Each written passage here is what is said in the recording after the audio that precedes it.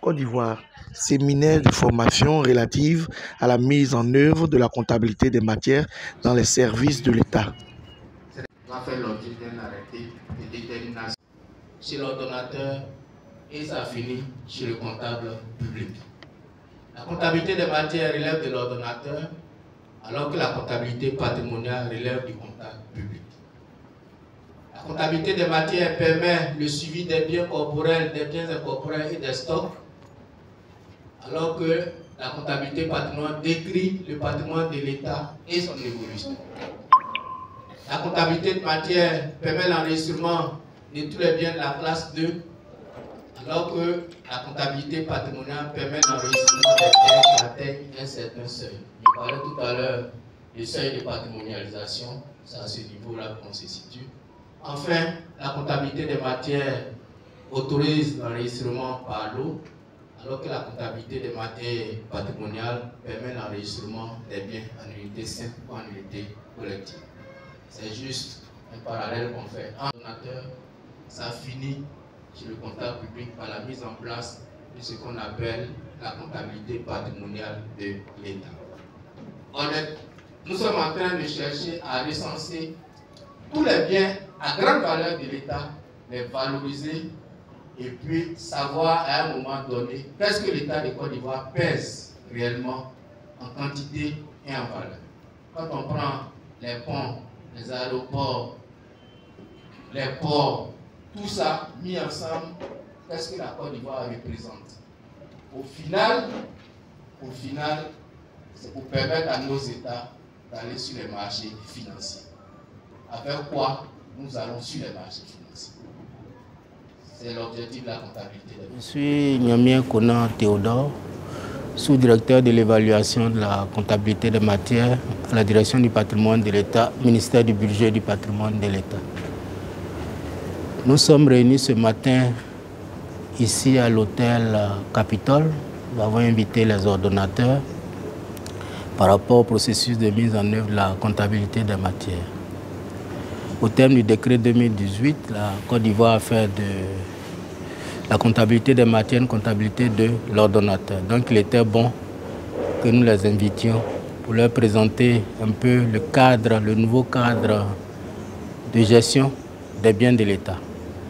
Donc au bout de, depuis 8 h jusqu'à 13 h, nous sommes efforcés de leur faire passer le message sur le cadre de gestion des biens de l'État, ensuite les procédures et outils de gestion qu'on va désormais appliquer en comptabilité des matières. Voici un peu la trame de nos séances de formation ce matin. En termes d'articulation, nous nous sommes efforcés de leur présenter le contexte juridique qui implique la mise en œuvre de la comptabilité des matières, le champ d'application de la comptabilité des matières, eux-mêmes les acteurs et leurs responsabilités, ensuite le contrôle en ce qui concerne la comptabilité des matières. Maintenant, le deuxième volet de la formation qui a porté sur les procédures et outils de gestion, nous avons montré aux ordonnateurs désormais quels sont les outils sur lesquels ils devaient pouvoir s'appuyer en termes de comptabilité des matières. Vous savez que le bien acquis par nos services se comporte exactement comme un individu. Dès que le bien il est livré, il a un certain nombre de mouvements à l'intérieur du service jusqu'à ce qu'à un moment donné, on décide qu'il a suffisamment servi, qu'il n'est plus en état et on le fait sortir.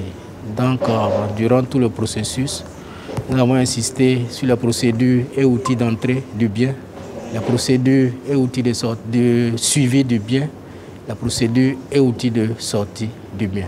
Voilà, voici un peu globalement planté le contenu du séminaire que nous venons d'avoir avec les ordonnateurs. Je dois me présenter, je suis Oumar Kabandiaï, le directeur du Bureau ivoirien pour la promotion de l'intégration africaine, TNEPN, qui est sous la tutelle technique et administrative du ministère d'État, ministère des Affaires étrangères, de l'intégration africaine et de la diaspora.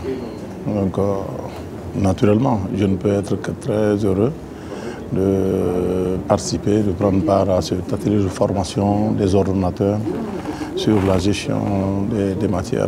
Je crois que c'était une très bonne formation et je me réjouis d'avoir pris part à cet atelier de formation au cours duquel atelier, moi, personnellement, j'ai appris beaucoup de choses parce que je suis à la tête de ce TPN il n'y a que 7 mois. Donc, j'ai beaucoup apprécié les 2 modules qui ont été en tout cas dispensés au cours de cet atelier. Je suis professeur Ouattara, je suis le directeur de l'école normale supérieure. Alors, professeur, quelles sont vos impressions après cette première journée de formation? C'est une impression positive que je retiens de cette formation. C'est une information importante en tant que gestionnaire d'un établissement, d'un EPN. Il est normal que nous apprenions les différents mécanismes et outils qui nous permettraient de faire une bonne gestion de la matière. Et quelques points retenus? J'ai retenu qu'au niveau de nos structures, il faut qu'il y ait un gestionnaire de la comptabilité des matières. Déjà, c'est un élément important parce que toute matière qui rentre dans notre institution a besoin d'être tracée.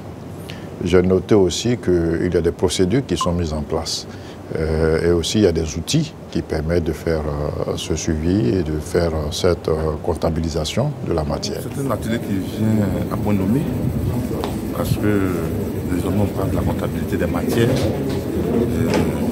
C'est peut-être des actes que nous posons dans notre gestion quotidienne, mais aujourd'hui, un peu, j'allais dire quoi, a été inscrit dans un système et pour lequel nous devons affecter désormais des collaborateurs qui seront assermentés.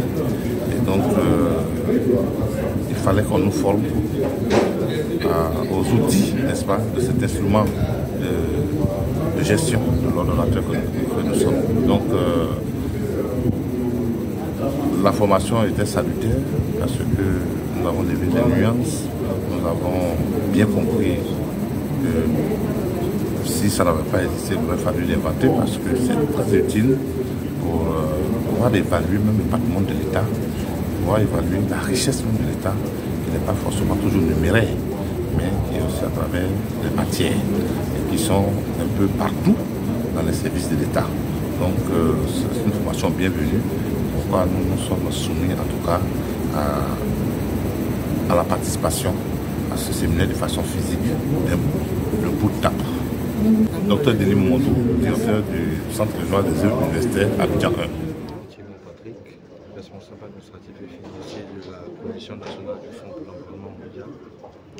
Nous venons d'assister à un atelier initié par la direction du patrimoine de l'État, conformément aux résolutions de l'UOMOA, qui fait obligation aux institutions, ministères, établissements publics et nationaux, ainsi que tout organisme soumis à la comptabilité publique, d'instaurer en son sein une comptabilité des matières.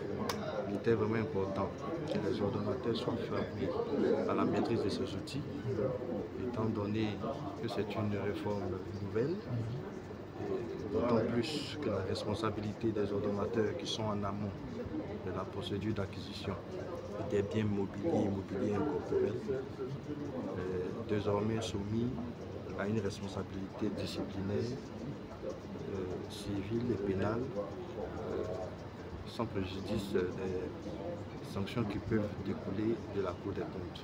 Il était donc très important que les ordonnateurs s'approprient cette formation afin de ne pas être confrontés à des situations qui seraient désolantes.